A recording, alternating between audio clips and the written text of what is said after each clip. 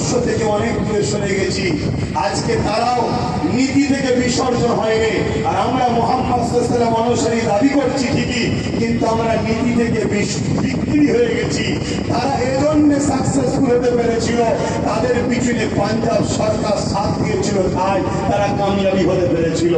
কিন্তু আমরা, আমাদের সরকার উপরন্ত সাথ তো দেবে না, বলছে দিল্লি চলে যাও। এখনো তোমরা গ্রামে গ্রামে দেখো, তোমাদের গ্রামের অনেক মুসলমান রাজ্য সরকার এখনো চাটুকারিতা করছে। বলো আমরা কি করে কামিয়াবি হব? তবে হ্যাঁ, আমি মনে করি যদি আমরা 5% মজবুত হতে পারি, এই অঙ্গীকার নিয়ে জীবন দেবো, এই আইন হতে দেবো না, ইনশাআল্লাহ প্রথম লাইনে আমি দাঁড়াবো, তারপরে তোমরা দাঁড়াবে। বুলেটের গুলি খেতে হয় আগে খাবো আমি, মসজিদ মাদ্রাসা কোরআন সংবিধানের জন্য। তাহলে আমি বলে যাচ্ছি এই 5% এই আইনকে বাতিল করে ইনশাআল্লাহ দেখাবো। কিন্তু তার জন্য সেই অঙ্গীকার নিতে হবে।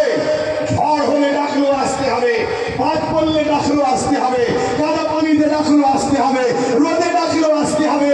ওই ঢালায় উঠে দাঁড়িয়ে থাকবে, স্বপ্ন দেখলে হবে না। দেখুন না, ঢালায় উঠে দাঁড়িয়ে আছে, কাদা না পায়ে লেগে যায়। কাদা যদি পায়ে না লাগাতে চান, তাহলে আগামী দিন গায়ে ফুল লাগাতেও তো চাইবেন না। কথা বুঝতেন না, বলেন না, সে নিজের হোক আর দুশ্মনের হোক, লাগাতে তো চাইবেন না। তাহলে কি করে হবে? কথা কি খারাপ লাগছে? আমাকে অনেকে বলে রাজনীতি থেকে সব ঠিক আছে, কিন্তু কথা কোনো বড় গরম বলে ফেলে। আমি কিছু গরম বলছি না তো। কেন্দ্র সরকার জোর করে আমার মসজিদ মেলিচ্ছে, ওটা গরম নয়। কেন্দ্র সরকার দূর হাঁটো বলাটা গরম। কেন্দ্র সরকার জোর করে আমার বাপমাদের পূর্বপুরুষদের কবরস্থানের উপরে মদের আড্ডা, বার, সিনেমা হল, থিয়েটার খুলতে চাইছে, এটা অন্যায় নয়। আমি যদি বলি এই অন্যায়ের বিরুদ্ধে সংবিধানকে সামনে নিয়ে ওদের বিরুদ্ধে যুদ্ধ করতে হবে, তাহলে আমি অন্যায় বলে ফেললাম। বড় দুঃখ। তাহলে জাতির মধ্যেই সরষে ডাল দিয়ে ভূত ছাড়াচ্ছি, জাতির যদি ভূত বসে থাকে তো ভূত যাবে কি করে? জাতির মধ্যেই যদি কাজ থাকে তো কি করে কি হবে? তো যা, শেষ কথা বলে যাচ্ছি, শেষ। এই ওয়াকফ কালা কানুনকে বাতিল করতে গেলে আর একটা রাস্তা আছে, সেটা হলো কি, যদি আজকে জোর করে করেও ফেলে, শুনছেন, জোর করে যদি করেও ফেলে, এখন থেকে অঙ্গীকারবদ্ধ হন যে পাওয়ারে তারা আইন করেছে ওই রাজ পাওয়ার আমরা দখল করব। যারা সেকুলার মাইন্ডের যত দল আছে সেই দলকে আমরা সাথে নেব, তাদেরকে একটা কথা দিয়ে আমরা সাথে নেব, সেটা হলো পার্টনারশিপ। তোমার দালালি করবো না, তোমার ভাড়াটিয়া খেলবো না, পার্টনারশিপে তোমার সঙ্গে আমরা থাকতে রাজি।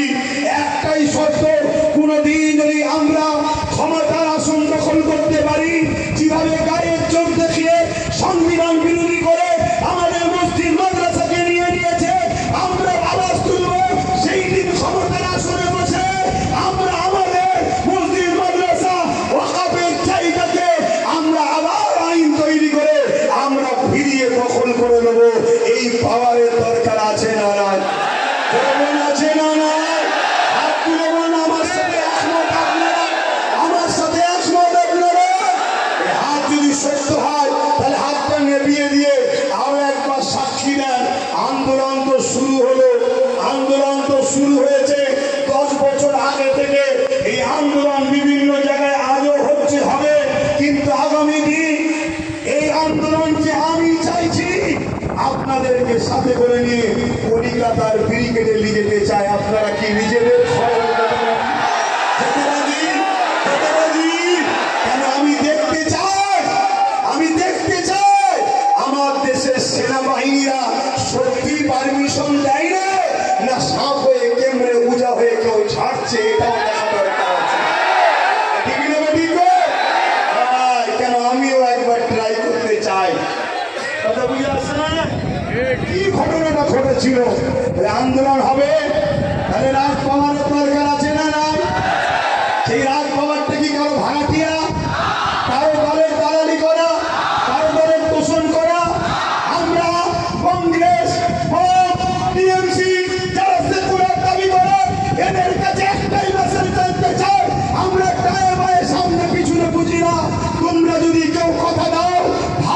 দিতে আসবে